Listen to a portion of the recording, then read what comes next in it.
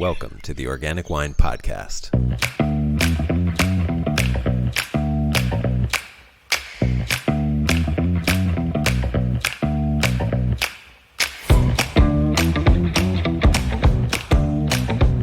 Hi, it's Adam. I wanted to give a contextual intro to the podcast today. It's a great interview with the owner of biodynamically certified J-Dirt Vineyards and Winery, Brook Williams. He gives some incredible insights into biodynamics as well as some great ideas about the economics of owning a vineyard and running one.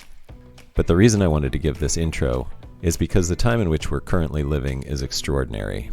As I post today's episode, the entire western half of the United States has been under a constant smoke blanket for an entire month. Longer than that, if you count the fires that erupted across the nation in our cities in response to the blatant racial injustice that people of color have continued to face without notice until this May. And now my sister in upstate New York has just let me know that they're experiencing hazy air as the immense amount of smoke and ash from the western fires has made its way across the entire continent. All this against the backdrop of a global pandemic, so we have more than one reason to wear a mask at all times. The reasons I started this podcast have never seemed more relevant. Our connection to the earth and to each other is being thrown or blown in our face. And yet, I'm not crazy about the news coverage. There is a constant sensationalizing and overhyping of every negative detail, clearly motivated by the need to keep viewers watching rather than give a rational, big-picture analysis.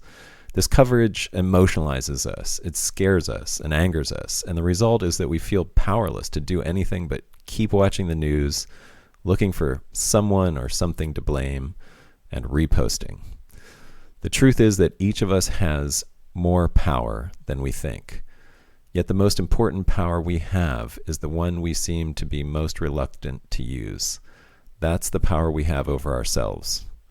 We have the power to look closely at the beliefs and values we hold and the choices we make and to change them for the better. We become so overwhelmed by the scale of the negativity that we see this year that we may think our little individual choices don't matter. Our choices of where we shop, what we consume, or whether we vote. But all of those little individual choices by each of us, multiplied by the hundreds of choices we make every day and compounded over thousands of days, literally create the world we live in. There is a lot more positivity and hope than the news would lead you to believe as well. I encourage everyone to take the time to seek it out. Spend at least as much time researching inspiring, brilliant, solution-bringing projects and work being done by amazing people as you do watching the news. My goal is to share some of that positivity with this podcast. Please don't lose hope. Don't let despair disempower you. Hey, I'm just a guy who loves wine and nature and people, and who thinks it's redundant to say that because they're really all the same thing, connected inextricably. But let me quote author Min-Jin Lee, who says it a lot better than I can. She says, "History has failed us, but no matter," serves as my thesis statement. I believe history has failed almost everybody who is ordinary in the world. It is not that historians aren't doing their jobs, but rather that the memory of history has been reconstructed by the elite, because the overwhelming majority of ordinary people rarely leave sufficient primary documents. They do not have others recording their lives in real time. The phrase, "but no matter," is a statement of defiance. It doesn't matter that history has failed us because ordinary people have persisted anyway. This idea gives me an enormous amount of strength and hope as a writer because I am an ordinary person. Those of us who may be women of color, immigrants, or working class aren't often meant to be people who write novels about ideas, but no matter. As always, thanks for listening, and enjoy this episode with Brook Williams of J-Dirt Vineyards and Winery. First, let me just welcome you to the Organic Wine Podcast. Thanks for doing this, Brook. Oh yeah, my pleasure. And tell me about what you do with wine. I don't do a lot with it. That's the beauty of organic and biodynamic winemaking is you don't have a lot of things that you don't have a large toolbox, as it were, to manipulate or change the wine. A lot of what that comes from organic and biodynamic winemaking is done in the vineyard. You have to have really good product picked at the right time because you can't make all those adjustments at the winery. It's basically too late, which then, as a primarily a grower or a wine grape grower that I am, it better reflects the site, which why we're here and trying to validate my existence as a grower, and the uniqueness that is my site. So tell me about, I guess, your winery and your sites. The wineries is my friends, well, actually friends, and one of my customers' wineries that we use. I have a small little space that within that winery. The sites I have three, or my family and I own three different winery or vineyards. Two of them are right next to each other here in outside of Lompoc, in close to the Santa Rita Hills. We're actually west of Santa Rita Hills. One is a traditional vineyard that was planted in 2000, mostly to Pinot Noir, but a little Chardonnay, and it's called Duverita. Recently, we bought the neighboring property and planted over there. We're along the Highway 246 corridor, very sandy soils, and we planted a vineyard that was modeled to be low inputs. So I went back and found a bunch of old viticulture books here in California from the late 1800s and early 1900s and read those, and it's like, oh, that makes a lot of sense. We implemented those techniques, which are some own-rooted vines, head pruned, wider spacing. We hope to at some point get to dry farming. We're not there Wow. yet because the vines are still pretty young. And that vineyard's called Christian Wise. And then we have another vineyard up in Edna Valley, which is up near San Luis Obispo. And it is about 40 acres, and it was planted as a biodynamic vineyard originally back in '06. We bought it it was Bob and Louisa Lindquist's vineyard, who own, or we're Coupe. And then, so we bought it in 2013, have been running it ever since. And that's mostly Syrah, and it's called Slide Hill. And all of the vineyards now are biodynamic certified vineyard. Got it. And the name of your winery is J Dirt, right? Yeah, J Dirt is, And that's sort of your alter ego, right? yeah, it developed as a nickname, my daughter's nickname for me when she was in high school. And as I was the chef, and well, not chef, but I was the cook at home and the chauffeur. And then when she went off to college, she goes, "Oh, Dad, you need a street name, something cooler than just James as the butler." So she got J Dirt. That's great. Um, well, thank you for introducing your vineyards and everything. Let me just take a step back, and I think you have a bit of an unusual entree into being a wine grower, and I'd love to have you explain what your background is and how you got into this whole thing. Yeah, my original education was as an accountant and a CPA, so I got my CPA license, and then got an accounting job. Well, actually, before I got into the wine business, I was the controller at Heavenly Valley Ski Resort back in the '80s, which was fun. Up Oh, in nice. Tahoe, met my wife there, and then we got into the wine business because I liked to drink wine, and I was an accountant, one of three accountants back in the late '80s at Gallo Winery in Modesto. Hmm. Um, so did a lot of things for them, did their taxes, did mergers and acquisitions, did financial analysis. I went to MBA, or they sent me to MBA school. They moved me to marketing, spent 4 years doing marketing for them, a lot of it international marketing. And then I did some sparkling wine marketing for them domestically. Then went up into Napa, worked for Beringer Wine Estates at the time. Did the marketing for them on the Beringer brand. It was pretty exciting. Then had a short stint with South Corp at the time, this was before the merger with Rosemont and before the merger back Behringer. It was Penfolds and Lindemans basically as the VP of marketing for the Americas for South Corp. And then that was kind of a weird transition. They merged, management changed, and it's like, I'm out of here. And went on to Kendall Jackson, and I was the VP of marketing for Kendall Jackson for a couple of years. Then moved. Thought I wanted something different. Wanted to get off the corporate wine world, and I got moved down to the Central Coast and became the CEO at Zaca Mesa Wine, where I spent 9 years doing that, which was great because it was an estate-bound winery, and I love Syrah, so that kind of worked out well. And Nice. then Yeah. had an investment opportunity, and one of the vineyards looked interesting, and decided to start my retirement with buying a vineyard, my retirement project.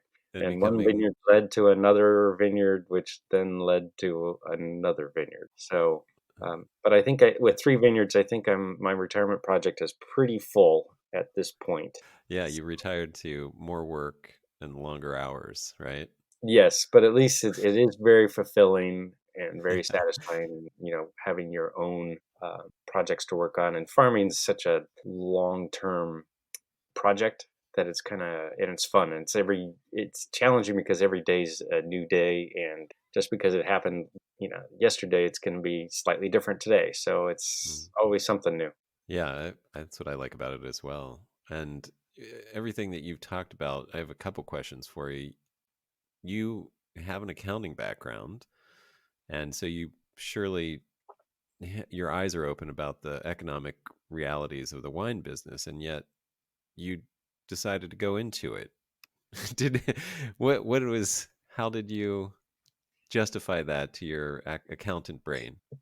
It The way I see it is the vineyards are almost like on the financial side are almost like a rental house where you can depreciate the vineyards and you have potentially a positive cash flow with very low taxable income. Mhm. So we bought real estate, which I think is strategically placed in good places, and which just happened to have vineyards on top of them, which I love vineyards and I'm passionate about growing grapes, which then generates, hopefully a small positive cash flow and very little taxable income. So it makes a nice, and hopefully you have the real estate appreciates over time. Right. So that's my rationalization, my accounting hat in the That's business. actually, yeah, that's actually really useful, I think, and helpful information for anybody that's thinking about it. It's there is a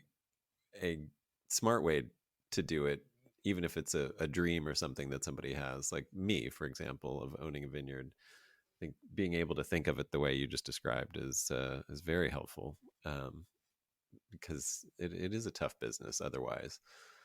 The Absolutely. other question, yeah, the other question I had after you saying that was, you know, you worked in a lot of essentially conventional large wineries, and yet you came to biodynamics. Why was that? Like, what turned you on to biodynamics? You mentioned those books that you read, but what specifically? What I mean, I would love to hear what those books were, but what specifically in the ideas that you were learning about turned you on to biodynamics, despite your background? Well, the I looked at it a little bit when I was at Zaca Mesa, and it really became a cost benefit analysis at that point, and I didn't understand enough about it. When we bought the Slide Hill Vineyard in Edna Valley, it was already certified biodynamic, and it's like, all right, let's see what this is about. And there's not a lot of certified uh, biodynamic vineyards in the area, maybe a Right. handful. So I saw it as, okay, well, let's give it a shot.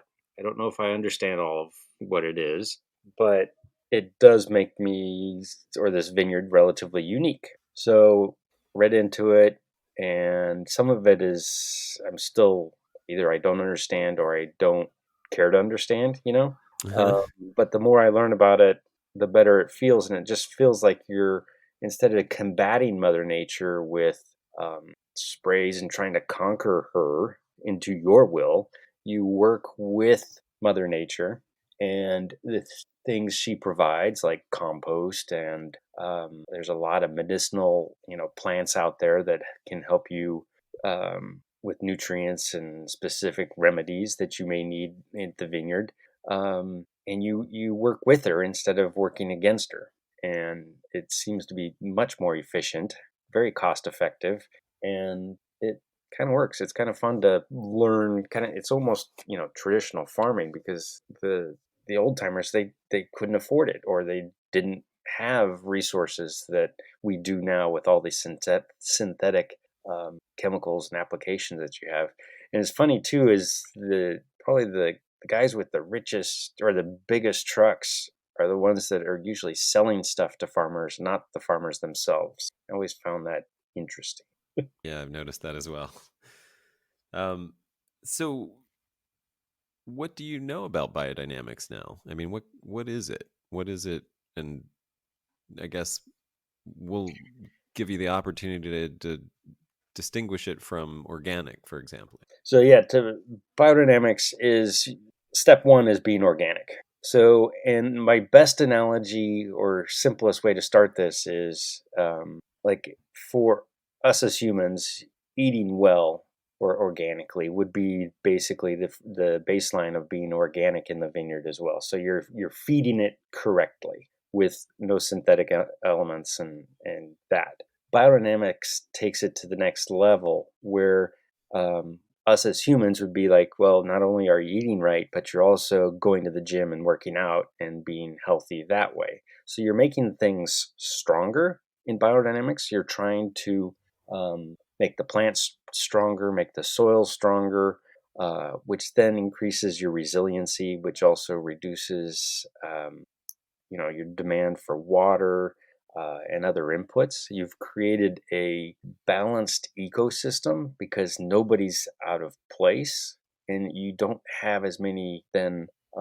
outbreaks because there's always a prey and predator relationship. You haven't killed all the predators of a certain class of within the ecosystem, so it doesn't break down. It continues to roll, and then nothing raises its ugly head disease wise or pest wise that isn't come into balance again. So biodynamics then also I was kind of it has a lot of astronomy to it to some extent, or Going to get into like, that. yeah. I feel like it gets dismissed sometimes because of what would be claims of non-scientific elements to it.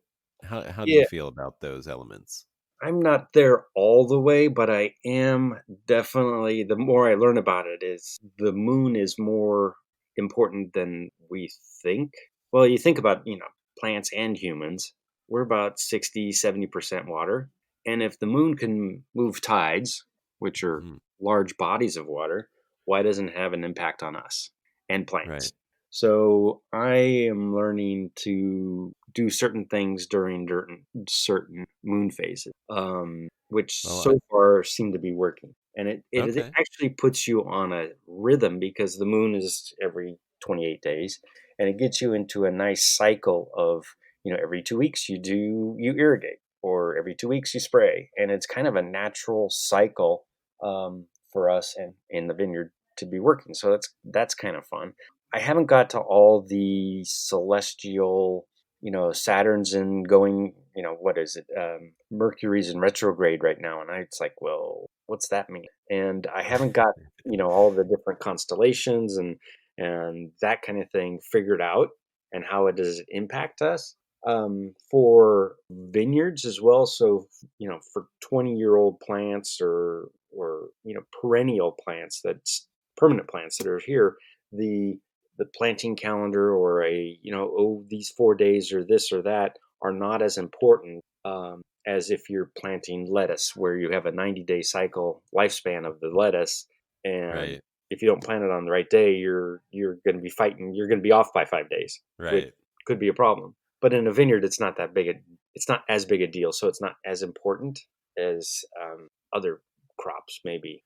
Is there any aspect of the vineyard work that you, I mean, that you think is most affected, that most sensitive to those cycles? Like you want to, whether it's, I don't know, pruning or picking, harvest, is there any aspect of it that you think actually, if I'm going to err on the side of biodynamics, this is the moment that I would do it. Right now, we try to coordinate pruning. So that is during the descending moon. So after the full moon, as it goes into new, where supposedly there's more pull to of the moon to into the earth. So then, when we do prune the vines, we're not pruning a lot of the sap basically out of the vine because the sap is more into the roots at that point. Right. So then, so that's kind of the theory behind that. We have a vineyard that I prune with two other guys. It's 30 acres and it takes us 3 months. So that's not really possible to do only, during only prune during the descending moon. You still have to prune the vines when they're dormant. Right. And I don't trust other people to prune that vineyard at this point because they've proven they don't know exactly everything I want done or pruned correctly. So that's kind of our issue. You still have to be a good farmer in spite of the moon cycles. You still have to Right. get stuff done. Right. But we have been doing also irrigating during the half moons, and that seems to be working. I think harvest is also can be on the right. Should be on. There's a series of they have the leaf day, the root day. I'm not sure The how they fruit do day, the determine flower all that day. stuff, Yeah. but I try to harvest on the fruit days. Right. But sometimes the winery can't always accept it and logistically do that, or I can't. If everybody wants to prune on the same day or pick on the same day, I can't do that. I physically can't get that much fruit off the vine at the same day. So we try to move things around. Plus, if there's like a heat wave or something, that we try not to pick during the heat waves. Um, Right. so there's you still have to be a good farmer, and then Do you- ideally it works with the moon cycles, but sometimes you still have to do what you got to do. I'm getting pretty deep into the weeds here, but this question just occurred to me. I know a lot of picking happens in California at night. So when does a moon day begin and end? Like if you're, do you know what I mean? Like if you're picking at 2 a.m., are you on the previous day's moon day or the following day's moon day? Well, it doesn't work that way. Okay. It's like windows based on not only the moon but all the other planets as well. Is how Okay. they determine fruit days and root days and those kinds. Got I it. use a calendar. I can't figure it out myself, so I buy a biodynamic calendar, and that helps me when it comes to harvest. There's also Yeah, I know. times that they talk about if you're racking wine and stuff like that, you could also integrate. If you do a fruit day or a yeah, if you rack on a fruit day, then you're kind of letting all your aromatics out, supposedly. So you might want to consider racking on a root day where things are kind of Interesting. tight, more tight, so you're not letting those aromatics out, supposedly. Whether that's scientifically true or not, I'm not sure, but is it worth trying? Absolutely. Yeah, that's interesting. I have absolutely heard stories of people who did just, sort of layperson tests of tasting wines on the various days and over, a series of months or whatever and did come back and say they enjoyed the wine better on fruit days like it was they're like they were sort of stumped because they went in skeptically and kind of in an effort to disprove it, but they were like, I don't know if it's coincidence, but we did prefer the wines on fruit days. So there's more and more stories like that, the more I feel like the wider biodynamics gets out into the world. And just going back to the full moon or the moon and its influence. I mean, I live in South Central Los Angeles, and definitely on a full moon, I hear a lot more sirens and helicopters. And that's just anecdotal, but it does seem like it has an effect on. Yeah, Um, I find it fascinating how words have developed, and like lunatic and luna yes, yeah. is the moon. So yeah, the full moon would make people a little edgy, maybe.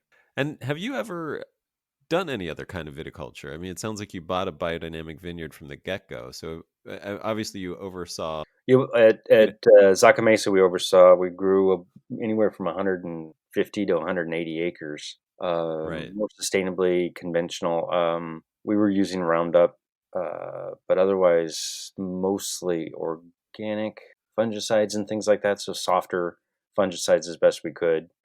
Did But it wasn't you organic by any. We never certified anything. I mean, do you have any evidence or even anecdotal thoughts about the comparison having gone from Zaca Mesa to your own biodynamic vineyards and differences, in terms of improvements, I guess, is what I would be interested in, but also anything else too, if things got worse in any way. I guess anecdotally, the best description I've heard about that is from Steve Beckman, who's Yeah.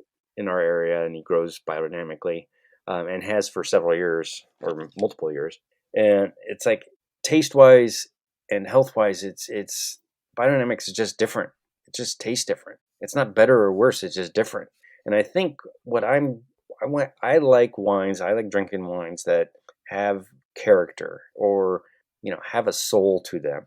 And I think a lot of the conventional farmed wines have some of their soul ripped out and Hmm. don't show that character. And soul could always be, it just you can tell and you cannot tell it. So it's hard to describe, but it just has an energy or a soul to them, and that's the wines I like to drink. Are you certified? Is the winery certified, or Yes, just the vineyards? The winery is also certified biodynamic. correct. So how does that affect winemaking? I mean, I think we can get a sense of viticulture and what the viticultural practices, but what about in the winery? What do you have to do or not do? The main constraints is you're not allowed to adjust sugar levels or acid levels in the winery. Okay, So once you pick, so you got to pick on the right days so that right. I mean, a lot of times in California, you're not allowed to add sugar, but you are allowed to add acid and other additives. So that's an issue. And then, or so you don't have that toolbox. And Right. then you also can only add up to 100 parts per million of SO2. So you have to be And strategic about your additions if you're going to add any. exactly. And you're not allowed to add any commercial yeasts. You're not Got it. So it's allowed all to. all native indigenous fermentation. Exactly. Okay. Let's see what else is And you I can think do a little cross flow filter. okay, Fining has to be done with organic eggs, but no other elements. can't use They they say you can still use bentonite, but I'm not a big fan of that. Exactly. But basically, the concept is to reflect the site. Oh, and no new oak, no oh, oak, no new new oak barrels. oh that Yeah. So we use a lot. I mean, 7 to 10 year old barrels. I mean, the concept is that you in biodynamic winemaking is to reflect the sense of place, the site. So I think that's where no new oak and not a lot of manipulation and native yeasts and don't adjust acid and sugar, all those things come from. on your website you use the term regenerative, and does that go above and beyond biodynamics? How do you use that term? Regenerative ag is, yeah, it is becoming more of a force.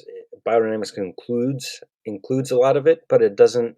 I've gone to a couple regenerative classes and ag classes, and it's like, oh, okay, a lot more focus on soil health than a lot of the biodynamic guidelines provide. So I kind of go the next level on soil health, biodiversity, those kinds of fun things. So it's Uh-huh. been been interesting. I mean, they talk, biodiversity. One of the things is most of the people, even in biodynamics, it's like, well, what's your cover crop blend? And it's like these two things, and it's like, no, I want like 6 to 8 different species in my cover crop because that provides you diversity and multiple diverse fuel or food sources for your biology in your soil. And I know some people traditionally, like it when we were at Zaca Mesa, I'd plant grass in, a triticale or some grass species in one row and then alternate with a langum row, which would be bell beans and peas or something like that. And it's like, Hmm. well, your bacteria may not like the grass in one row. So you're just basically killed off. So you basically you're almost creating monocultures of your biology. But in nature, monocultures don't exist. They're not resilient. So that's why you need the diversity to provide a diverse food source and habitat for multiple types of bugs and biology, fungi, and all those kinds of fun things. So that's what, to me, the regenerative part is more feeding the ecosystem and providing diversity, improving soil health, which Right. goes above and beyond the standards of biodynamics. It works into the biodynamic standards, but they're not as required and they're not as detailed as, because farming's hard. Yeah. Well, and that was going to be my question. There are things that are required to be biodynamic certified, and then it sounds like you're also doing some things above and beyond what's required, like cover cropping. I take is not required. It's Um, encouraged. Yeah. and what about no till, or are you tilling or Exactly, and we've reduced our tillage a ton, and granted, yeah, we have some weeds, and weeds are fine. Weeds are your friend. So we're, yeah, reducing tillage is a big part of it, and so we don't disc. I'm basically selling my discs. We do have wow. some chisels and things like that that are just open the dirt. They don't turn the dirt or anything like that. Hmm. They're more for killing gophers than anything else. Right. And then, yeah, we don't do any under vine tillage. I've been buying weed whackers instead and just using that to trim the weeds underneath the vines. Right. Looking at more permanent or perennial cover crops that you can just, that will choke out a lot of the weeds. So we're transitioning from that or transitioning to more perennials that come up every year and will choke out the Mhm. weeds. But in the meantime, we have weeds. Well, speaking of gophers, when I visited, you pointed out your raptor nesting boxes. I think is that your only method of controlling the gophers from a biodynamic standpoint, like a holistic approach like that? That and we do. Oh, I mean, I have basically almost a full time guy here doing gopher trapping. Okay, got Um, it. we also have. I know I don't fill in any of the holes underneath the deer fence where the coyotes come in, the bobcats come in, and Oh, there you go. Yeah. that kind of thing. We encourage. We got garter I, snakes, we got gopher snakes running all over the place. So we, and that's kind of, but with predators you also have, or with prey you have predators. So that's the best we can do right. at this point. We do, yeah, owl boxes. You encourage that, and I think by not tilling as much, the snakes are here. You also provide, I mean, the downside is you provide more habitat and cover for gophers and voles and things like that. So you Right. gotta, that's probably the biggest downside. But they're also good soil conditioners. So if you think about, gophers actually turn the soil in the top, foot and a half of the soil. They aerate it. So they're not all bad as long as they don't eat your roots or the roots you Right. want. And that's some of the reasons that we have some of these big old mustard plants here, and they got a nice taproot that's nice and juicy that the gophers can chew on instead of, well, hopefully they get distracted from the vines. They have other things to eat now besides the vine roots. So I hopefully love that's that. working too. But I'll tell you in a couple of years. um, I love that sort of balance that the idea is what I'm hearing is striving for a natural balance of things to take care of themselves ultimately, less input from you and a more natural, like you said, working with Mother Nature. um, I Exactly. have you, do you think that works in any vineyard situation? And maybe I'd follow that question up with, what kind of person do you need to be to make to be successful in biodynamic viticulture? You need to be patient, and you have to get over the hump that it looks pretty. We have this concept of, some of the super manicured vineyards where everything's in, tucked up nicely and everything's hedged and that kind of thing. You have to accept the mess a little bit. Right. And most of my buyers get it. And Yeah. they don't have to have, a vineyard is not an English garden where everything is perfectly laid out. Nature doesn't work that way. And for nature to work, it has to be a little wild. So I think that's the biggest hurdle. a lot of people have. It's like, oh, it's pretty. And I know I look back and I'm tucking shoots or whatever, and it's like, wow, look, it looks so pretty right now. Or, when all the weeds are gone and it's like, oh, it looks pretty. And it's like, yeah, but the weeds will be back Right. real soon. Right. But enjoy it while it lasts. Exactly. Yeah. Um, Now, the Duvarita vineyard has a unique, the vines are trained in a unique way. Can you talk a little bit about that and why they are like that? There's probably multiple reasons. Just to start with, our spacing is 7-foot rows and then 3 feet between vines within the rows. So they're relatively tight spacing that gets you almost 2,100 vines an acre. We're in a cool site that's relatively windy, and the soil is very sandy. Sand has a lot of air in it. It drains very well, which is why vines like it. Right. Air provides fuel for a lot of the biology to lots of fun things down below. So we continue to feed the fun things down below.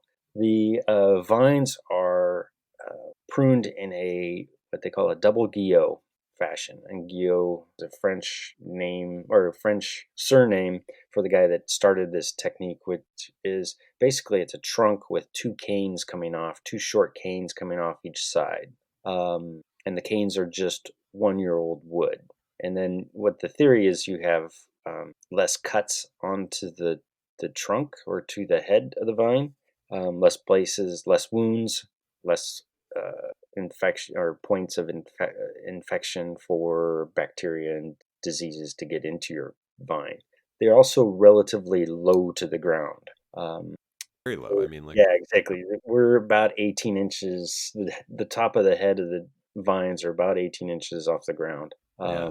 Part of that is to get out of the wind as best we can, and then also to get a lot of the radiant heat off the floor of the vineyard.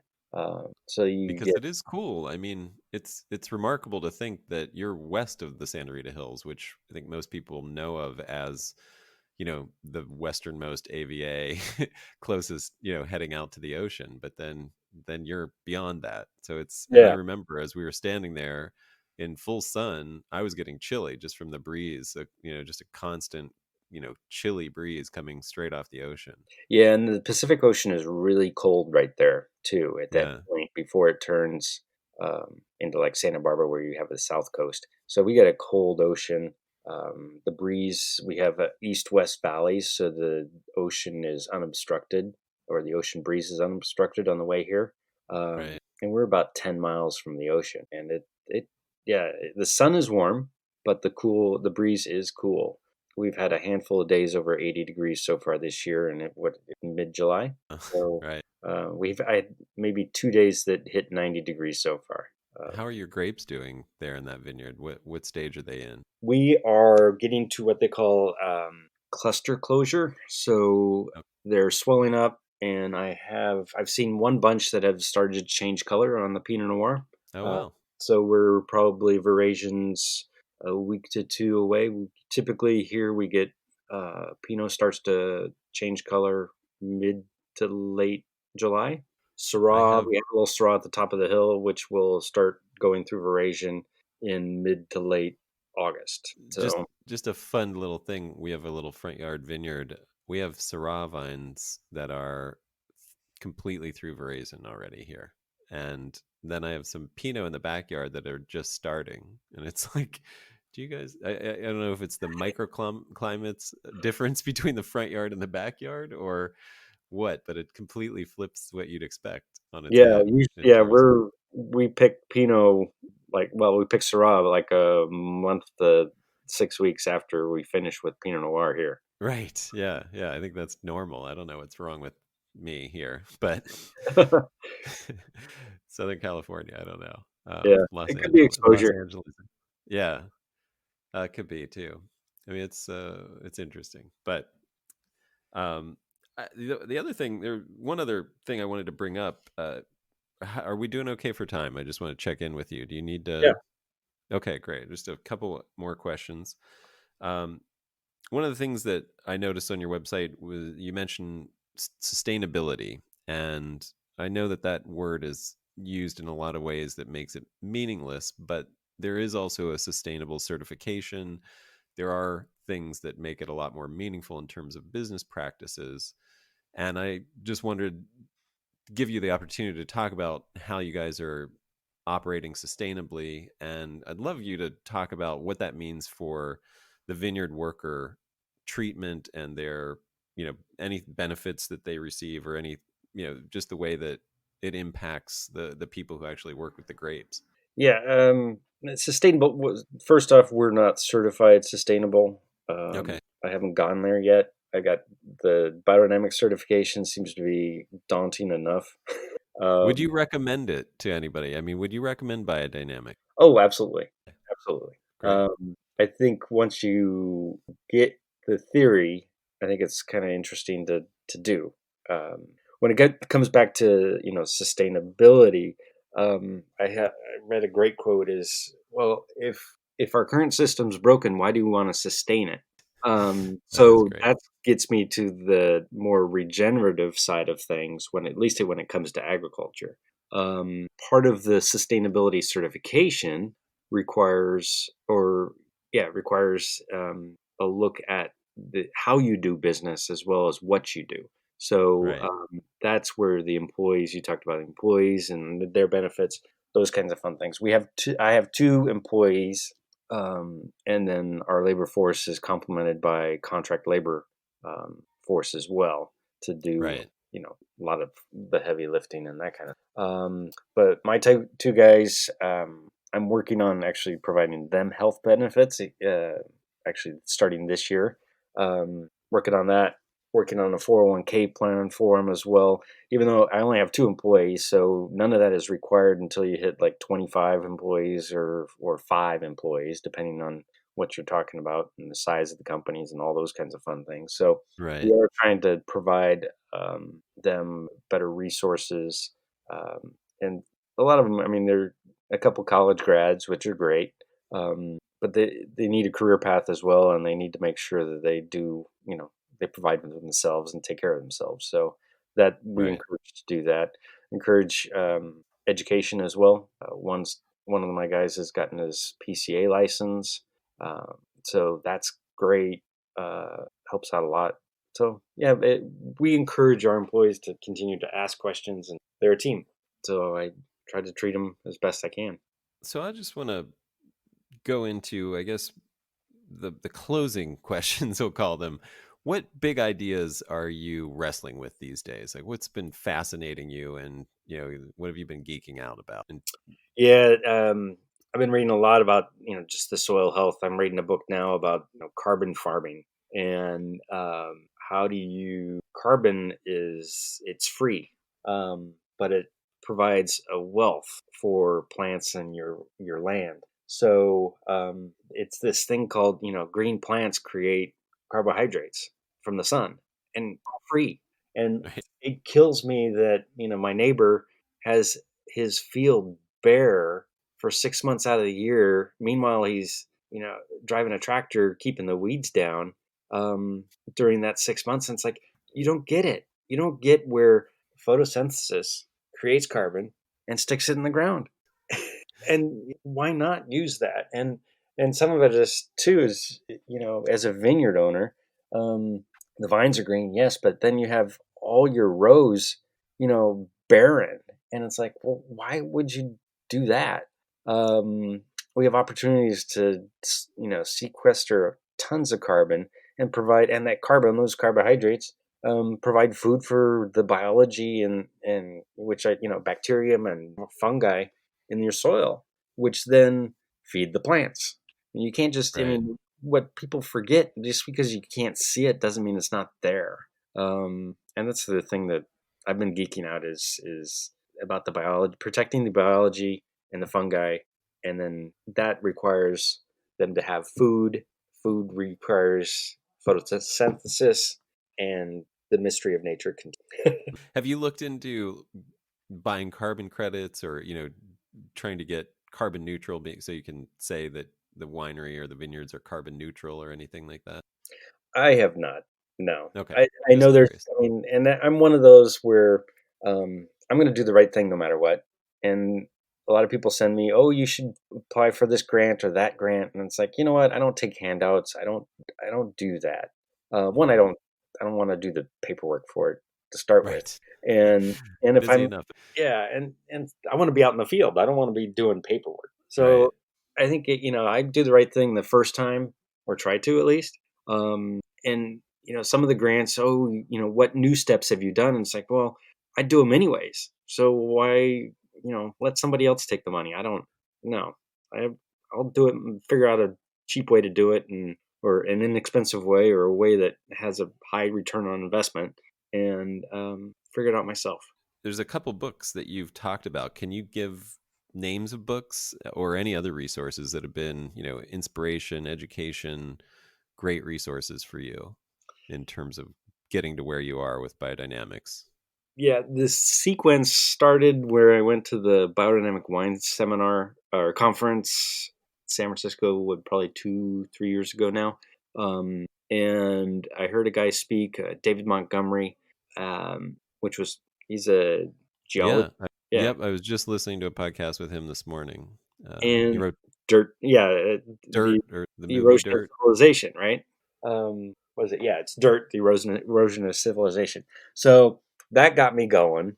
And then I read all his other books. He's got two other ones. One he co-wrote with his wife, The Hidden Half of Nature, and then the other, Regenerative Ag. And Right. then from there, I read Gabe Brown's book that came out, I think, last fall, maybe 2 falls ago now, Dirt to Soil. And that's that was a great book, and that got me into the more of the regenerative ag side of things. Uh-huh. And now I'm reading carbon farming, and a bunch of other things too. I couldn't remember all of them. Oh, what scared the hell out of me too was if Cadillac Desert. Have you read that about No. California water? It's about 20 years old book, but I think it's still applicable today.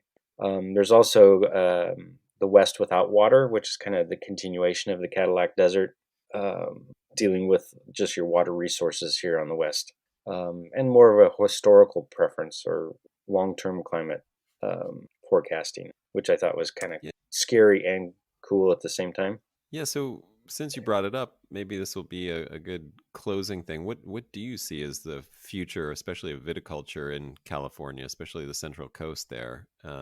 I mean, I know we just came out of a pretty long and severe drought.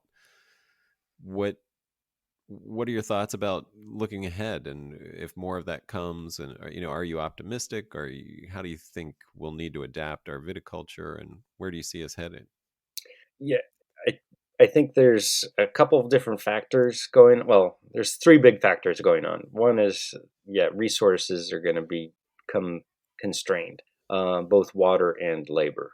Those are also the two most expensive things we probably have here in the state to deal with. And that's why I planted the vineyard next door to Duvarita in more of that low input method, because I want that vineyard to last 100 years, Right. not be a burden to my kids or my next generation that takes it over. So that's kind of where we went back to the future kind of thing, is look back to when there wasn't a lot of labor, wasn't a lot of synthetic chemicals, there wasn't a lot of tractors work, and petroleum based power, so that you can try to farm with low inputs. The other thing going on, especially in our location, the climate change, and Right. we are on the coast, and I think we will get more wind, and we will Right. end up being, I think, colder as the interior of California becomes hotter.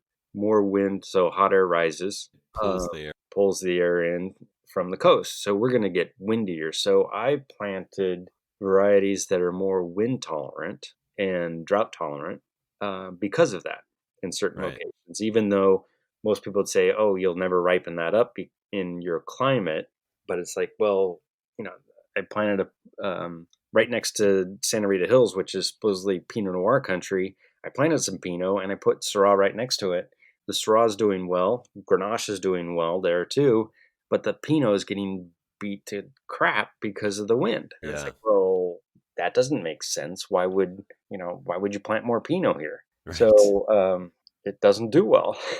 So I'm planting their own varieties, and so that's kind of the factors I'm seeing. And even here with a 20-year-old vineyard here at Duvarita with a lot of Pinot on it, you've got to we've got windbreaks up that have been planted 20 years ago, so they're protecting the Pinot.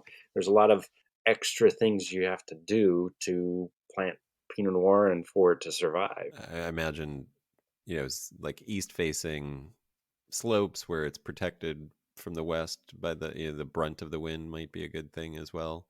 Exactly. Okay, great. Well, Brooke, thanks so much for doing this. How can people get in touch with you or find out more about J Dirt and what's going on with what you're doing?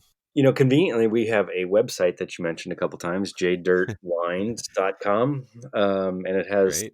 all the vineyards there, and they can, we do give vineyard tours, get people out in fresh air, at a social distancing, of course, and with masks and all those kinds of fun things. So I took one of those tours. I can highly recommend it. so that's all fun. And then keep reading books, and there's lots of regenerative ag books out there, and I think one of the big pieces of advice is just because somebody does it doesn't mean it's right. Or That's somebody tells great. you, it's a conventional thinking, like, oh, we did it last year, do it again. It's like, no, don't do it again. Figure out Question why. everything. Exactly. That's great. Well, thank you again. It's been great talking to you. I really appreciate it. My Appreciate your pleasure. time and look forward to seeing what your wines coming up will be like. Can't wait Yeah. to taste more. Well, thank you. Appreciate